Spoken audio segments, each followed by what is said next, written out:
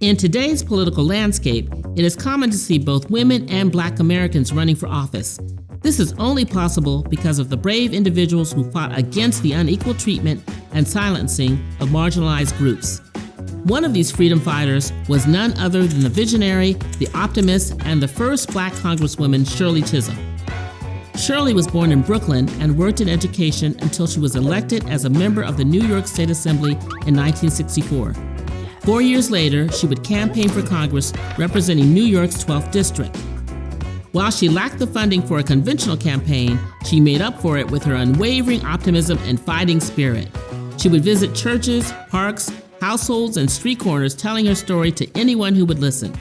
Her campaign slogan was Unbought and Unbossed, a statement that reflected her position as a political outsider who would fight for the underserved communities of New York on her own terms.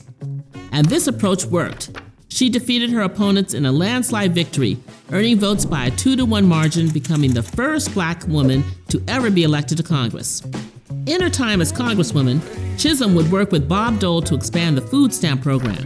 She also played a pivotal role in developing the Special Supplemental Nutrition Program for Women, Infants, and Children, known as WIC. This is a food assistance program that supplies low-income pregnant women and children with adequate nutrition.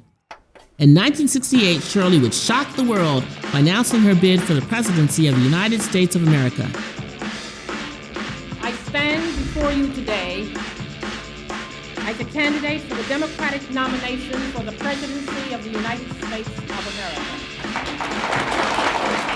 She was initially barred from televised debates due to the event organizers and party officials deeming her campaign as not serious. They claimed she did not meet the polling and funding metrics required to participate. However, after filing a complaint with the FCC, she was allowed to appear on stage with her fellow candidates. In addition, Shirley faced opposition from several states that would not put her on the ballot, despite her legitimacy as a candidate. Most of this resistance boiled down to discriminatory election rules and a lack of support from establishment Democrats in southern states. Many legal challenges later, the Democratic National Convention of 1972 was decided.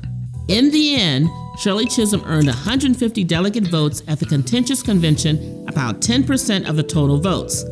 The winner of the Democratic nomination, George McGovern, would go on to lose the presidential election to Republican Richard Nixon, earning just 17 electoral votes compared to Nixon's 520. In her book titled The Good Fight, Shirley said, "I ran for the presidency despite hopeless odds to demonstrate the sheer will and refusal to accept the status quo.